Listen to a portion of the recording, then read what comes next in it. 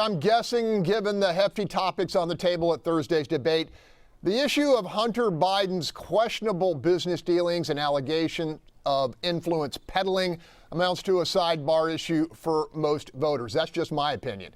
That didn't stop Mr. Trump from pressing the issue and Mr. Biden claiming he's never taken an improper penny from overseas. Just last week, Republican Senator Ben Sasse derided the Trump kids as treating the White House like a business opportunity. And clearly, Chelsea Clinton has raked in millions of dollars serving on corporate boards. Panel, I could go on, but I'd rather hear your take on this. Let's start with Charles Blaine.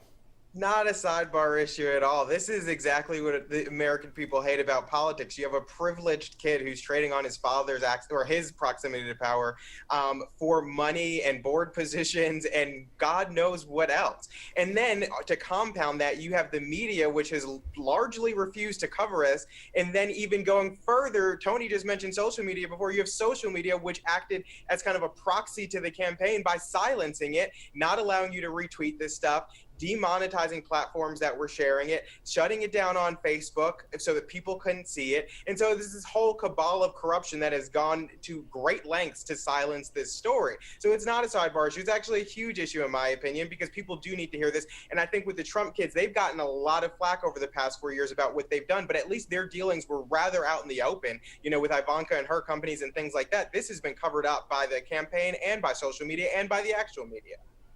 How many trademarks in China did Ivanka get?